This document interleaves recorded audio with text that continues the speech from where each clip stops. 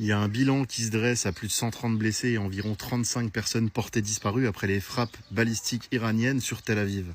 Et moi, ce qui me rend fou dans ce genre de médias, c'est qu'au final, on vient encore faire un bilan pour les morts en Israël, mais on n'a jamais de bilan concret et complet sur les morts en Iran suite au bombardement israélien ou encore les morts en Palestine suite au bombardement israélien aussi, par exemple.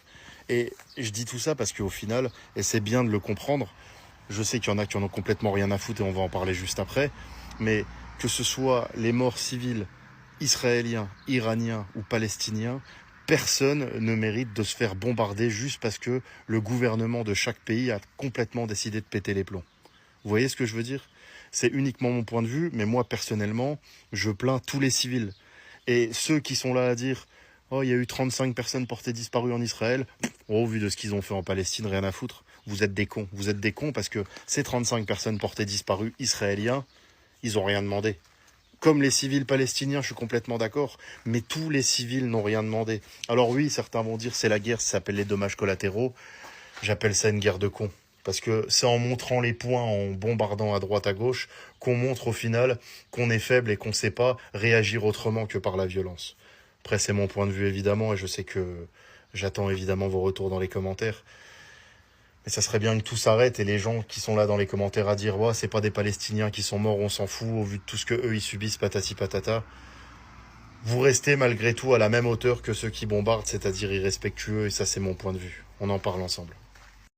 Histoire de nous prouver définitivement qu'Israël n'a pas terminé, les images qui sortent actuellement sur les réseaux sociaux où on voit Israël qui bombarde Gaza en plein jour, histoire de continuer ce qu'ils ont à faire et de continuer à détruire des endroits qui ne ressemblent déjà plus à rien.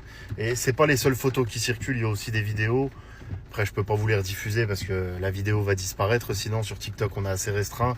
S'il y en a qui veulent chercher sur X, allez-y, mais ça fait vraiment mal au cœur. Mal au cœur de se dire qu'au final, on va continuer à bombarder, histoire d'aller jusqu'au bout des idées qui sont imbuvables. Imbuvables, mais pourtant, si on regarde notre gouvernement, bah, ils arrivent plutôt bien à boire au vu de l'argent que ça leur rapporte. Parce que, vous m'excuserez, hein, Emmanuel Macron, tous les autres, là, les politiciens, ils ont beau dire qu'ils n'ont pas vendu d'armes à Israël, j'y croirai jamais. Bref, je sais pas si un jour ça s'arrêtera, mais en tout cas, grosse force à ceux qui sont encore malheureusement là-bas, même s'il y en a pour la plupart qui ne veulent pas partir et ils ne veulent pas lâcher prise, on va dire. Enfin, lâcher prise. Vous m'avez compris. J'attends vos retours dans les commentaires.